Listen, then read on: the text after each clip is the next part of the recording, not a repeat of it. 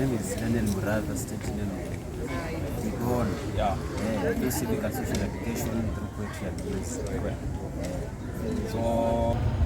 So, ladies and gentlemen, welcome to this platform. As I told you earlier, this is going to be a platform where we talk about social issues, talk about sustainable development and African development at large. And today I'm privileged to be having a conversation with a friend of mine who we went to the same university at the Technical University of Kenya. We were actually in the same student leadership, and I know as well he's a poet, writes a lot of poetry. He's also a man of God. Every time we catch up, he gives me a verse to go and read.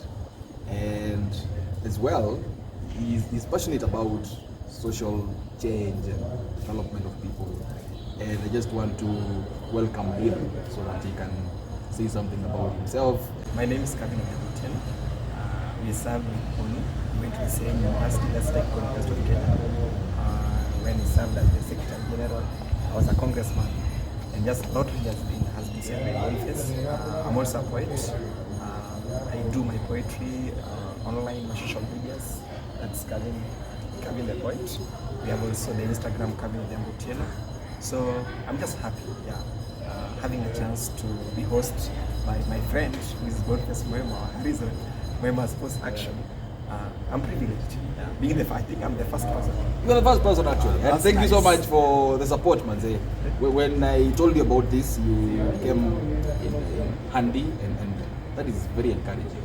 It's actually good to see that what I aspire to do, this vision, is coming to happen with such friends as you. Drugs is the moment says natumiwa sana imefika pale kwa common, but at least nasema hard drugs at least hizi Nairobi kwa kiasi. But drugs inakuwa common, inachukuliwa common sana kwa society, but it's not a good thing. Looking at the previous generations, mimi grow up watu wamefunga wadigine wingi walikuwa wana ilikuwa common kwao, na sisi tukaona kutumia kwa kitu cha kawaida. So kuliko tu kitu ni kitu cha kawaida, but at the end of the day it has more na effect sana kuliko ina benefits nyingi. Today we are interested in discussing about drugs and substance abuse and mental health issues. As you know, these are very interrelated issues. Sometimes one leads to the other and the other leads to the other. So in most occasions they coexist. And just to start us off is to just look at it. How much is the problem of drugs and substance abuse prevalent among the youth in Kenya, or especially university students, high school going children? How prevalent do you think this problem is? If I can gauge it in the value between 1 to 10, I can say that the prevalence has really increased. It's around, we can talk of 9, because currently, if you take a group of 10 youth, put them together and try to ask them if they have used a drug at a certain point in their life, most of them will tell that they have used the drug at a certain point of their life. We can't blame their parents. We also can't blame them, but the environment is very toxic for youths. Because the drugs are already there, the drugs are available. Then also those people are taking the dealers, those people deal with the drug. You find that the dealer, when it comes to youth, whatever with the danger of these drugs. But you tell this youth that the advantage is because it's after money, it's business. If you are selling your product, whether it's bad, you try to make it look good because you need a customer. So youths are they're in a state where they can be easily, because they're desperate, they need money, you see. So you find that a youth, when someone promises him something, he tells you, you go and sell this drug, you go and sell it. But in the moment of selling, doing that business of drug, he finds himself being an addict also. Now, and that leads us to looking at why youth get into drugs. What are some of the reasons why youth could be getting into abusing these drugs? Is it, you mentioned that the environment is very toxic.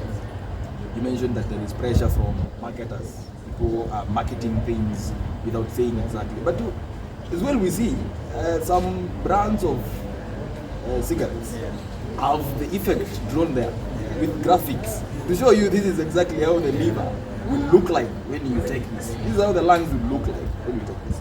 But people still persist to take these drugs. Talking about my family, mimi niko na mambo wengi wamekuwa majangi. Nimeona venye wakati see the effects unasema unasema kivukingia hapo. Hiyo ndio njia man. Yeah. Inakuwa ni kama hiyo ni black. Ndio mtu anaweza kutumia drugs, there is something tunakutumia kutrigger lazima. Yeah.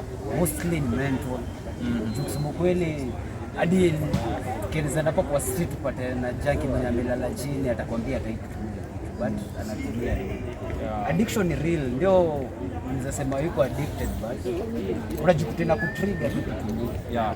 Seti kupenda kwao unajikuta tu kutumia juu as long as body iko dependent. Inafaa tu una seek help kujeneza kusolve. What factors in the environment are encouraging the youth, especially parenting? Let's start with parenting. Yeah. Okay. So, like the generation of this youth, most of them, the parents themselves, they try to tell their children what not to do, but they fail to tell their children why they should not do it. You see? So, I think it's a time where if this children question is that why are you telling us not to do this, we should always tell them the reason why behind it. Because you realize most of them, they always ask question why.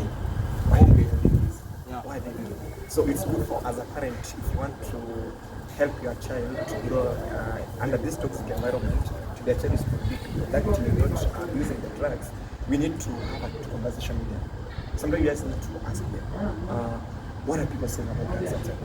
You have a conversation with them at your own personal level. Yeah. Because the more you have a conversation with them at your own personal level, it's easy to get, okay, this is what they tell you, your friends tell you this. Yeah. So you'll be able to tell them, they say this because of this and this. Yeah. But the moment a child comes to you and tells you, I saw someone taking drugs, then you tell the child, like, you should not walk with that person. I should not see you even near the door. Doorstep of that person. Like the child will be like, you want to open up next time to you. Yes. The way you acted to the reaction that you had when he told you about the drug. So parents, they just need to have a conversation with their children. That's the first thing. Yeah. Conversation is very important. When you have a conversation, you'll be able to get some of the things that can influence the child to get into drugs. So parenting, conversation with the children is very important. Sure, and I think that's a good message to parents and aspiring parents out there, not just to castigate children for not telling them the reason why they should not take this drug. For example, you could give people, a child an example to show people how somebody who has been taking a certain drug has been affected in their lives. Now, there is one thing which normally, and I know this is the real conversation. There are people who have smoked all their lives, and they are 80 years. There are people who have taken alcohol all their lives, and actually they are very old. And from outside perspective, they look successful. So sometimes when you're telling people not to take drugs, they wonder, okay, why? And I have examples of people who use it, and they have never been affected. Their families are intact, they're driving the best vehicles, they have apartments, they're doing good, and it looks cool, they're enjoying life. What would you say about that?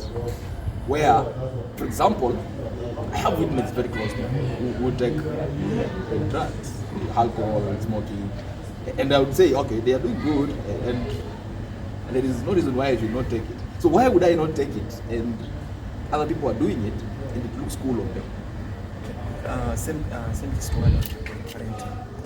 There's this problem with parenting too. I have a friend. There's a day she told me, because she was alone. Yeah. She told me, you know what? I don't think alcohol is bad because I just see my parents taking it. So it was the parents, I see my parents taking it. Yeah. So you have to yourself, okay, if this is the parent who introduced the child to alcohol, then someone else comes and tells this child, you know, alcohol is bad. Maybe the parent is struggling. You want to stop it, but you can't. So you start with alcoholism. But the child, you also introduce the child to alcohol. Yeah. So you can tell the child, you know what, this alcohol is bad. Yeah. So you find, if you just tolerate the child, just like to tell you to drink responsibly. But there's a book that I read about atomic habits. Yeah. These tiny things that you are reading books, man. Okay. I enjoy reading books. Yeah. Currently I'm reading another book. It's called The Testament. The Testament. Yeah, by John Grisham. Okay. Yeah. So it's a nice book. You should read it. I will. Check it out. But that the author says that the right of the main character says that money is the source of all his misery. So it's a nice book. You should read. So when you read the atomic habits, you realize that small habits that you develop. When someone says that you drink responsibly, you'll be drinking responsibly, but in time it can take over you, control over you. Yeah. So you'll find yourself you're not drinking responsibly now. Not everyone who's a drunkard today wanted to be a drunkard. They were drinking responsibly. Okay. But in time, that responsibility turned down to be the drunkardness. Yeah. So with the parents, let's just try to tell our children the truth. Yeah. If we are struggling with it, okay, to them, tell them, you know what, I used to drink it responsibly, but the way it's taking me, I can't control it, I can't manage it. So as my child, I will tell you, even if you see me doing it, I'm struggling with it, so you can help me manage it. Okay, so that we can proceed. Is there anything like drink responsibly? Does that thing exist? I totally disagree with that. You don't believe that there is drinking responsibly. Anytime you start drinking, it will take over you. Have you ever taken a drug? Yes. Okay. And to make it clear, Okay. I know maybe you can think of This is now more interesting.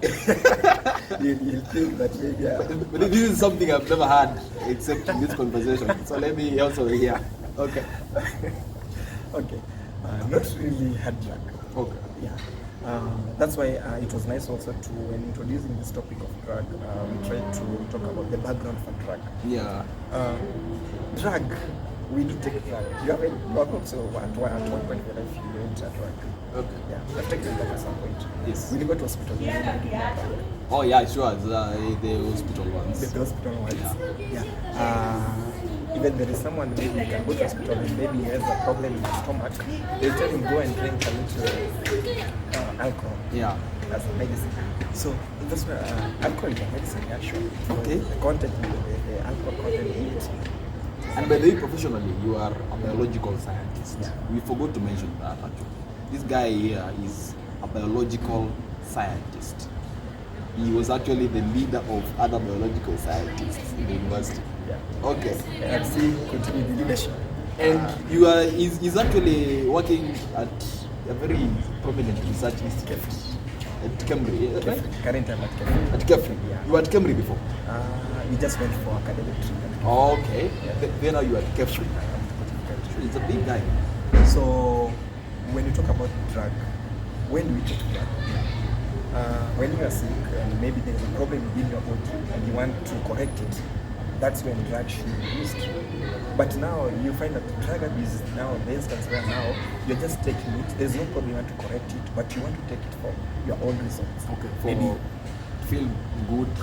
they say you want to be the big man in campus, the big boy in campus. Okay. Have you ever taken a drug to feel good? To feel good, not habit. No.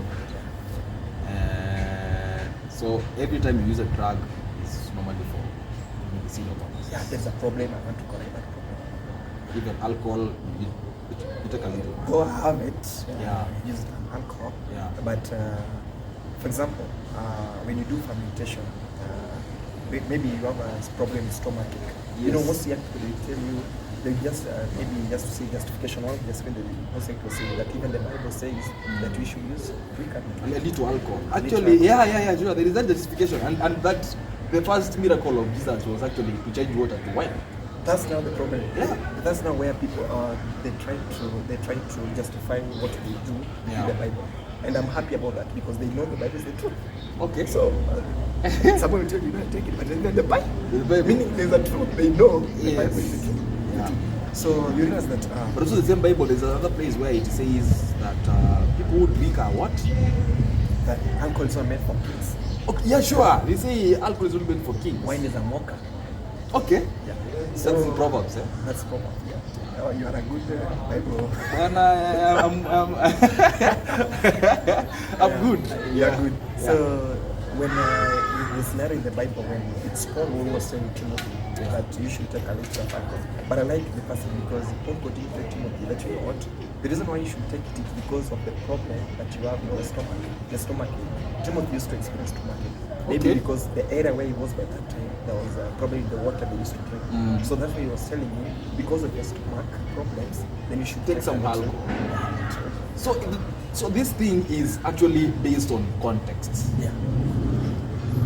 It is not that Timothy was just being told to take alcohol from nowhere. The guy had a problem with stomach. He wanted to solve. That's why I said that we use it when the ministry when we want to solve something. Okay. Yeah. And when we talk about now the wine, at Cana Galilee. First miracle. Yeah. They tell you, Jesus turned wine.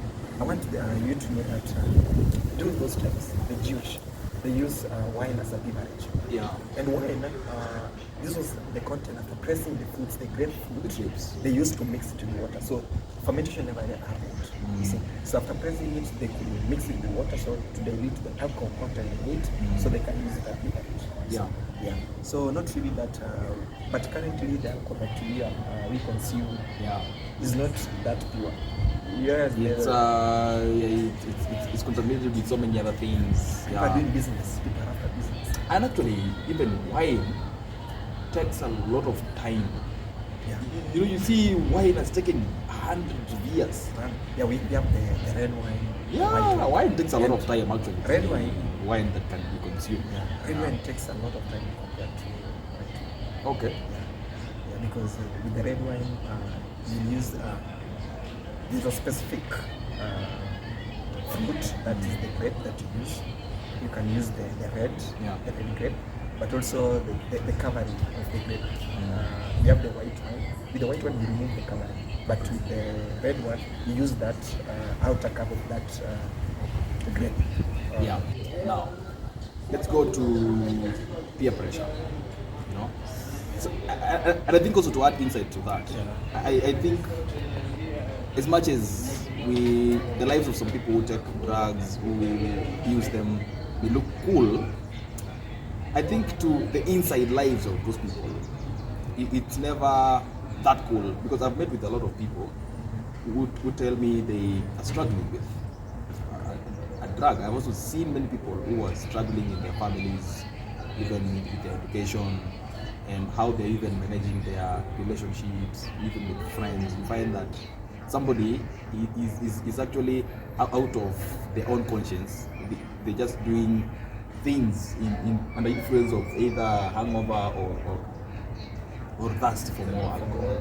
Yeah. So I think it's so good if, for example, someone is thinking about drinking alcohol because someone else does and they look cool.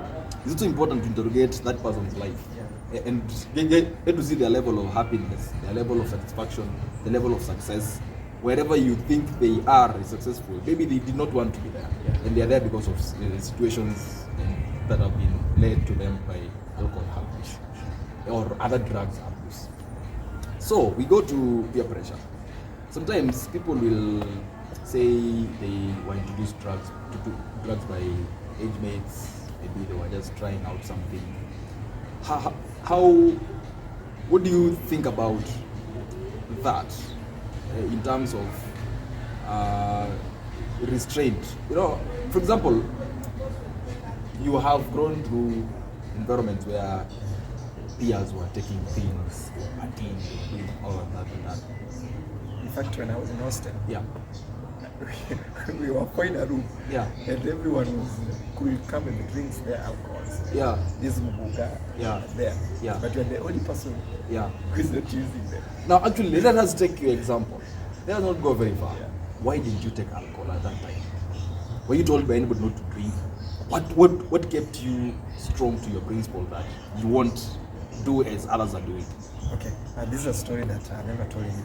But one of the things I remember when I was growing up as a young kid, around I think I was 7 years, from 5 to 7 years. When you reach that age, you now see things, how things happen, and you try to interrogate. So my dad used to drink alcohol, and it wasn't good. It wasn't easy because you realize that you find the mother don't want my dad to drink alcohol. My mom doesn't want my dad to drink alcohol. And there could be a lot of chaos because of that. Good luck. I don't know what happened. I've never asked my dad that question, but he stopped. I don't know why he stopped. I can't tell, but he stopped. And I saw a huge difference when he was drinking and now when he stopped drinking. Yeah. So there was a good impact. The next question, the family was now together. Yeah. And I think that's what was in my mind. And I said no. And also apart from this, my parent, environment, people. I remember there's a certain museum who was our neighbor. Yeah. So this museum could be quiet. During the day, he's a nice guy. He's a guy who's academically he's fit. Yeah. But once he just uses the drug and alcohol, when he comes, you can't tell if this is the same person you saw during the day. Yeah. So when alcohol was not good for me, I could see that it can influence someone to do something is not right. Yeah. Because after all, when you're not sober, you can make decisions which are not right. Yeah. And some of them also take care of advantage. I was made to understand that you dance with someone, maybe you are from somebody, and this person normally uses alcohol. So he has planned in his mind, today I'm going for Boniface. Yeah. So he goes and drink, so that under now the influence of that alcohol, they can come with the energy and confidence that they could not get from. Okay. So your motivation to staying away from drugs is your background and upbringing. And the environment, what I'm seeing. I think I share a little bit of your experience, and actually another predominant factor that makes me not abuse drugs is I like being sober. I like knowing what exactly is happening in my life, and I like getting in control. There was a time we were interacting with a certain professor. He was telling me that it's not good to always stay sober all the time. You remember that guy? I remember. You remember that guy? I told him I just take Fanta. Orange. I take Fanta orange and I relax and I listen to Rumba and I eat Namajoba and I enjoy life.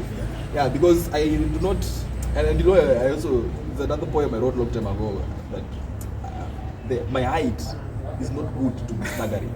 Sometimes, you know, when you're tall and you are staggering, it's a challenge, bro. You can easily fall. True, then you find the school-going children find me somewhere in a trench, sleeping there. How do I present myself to society? Yeah, so that's a good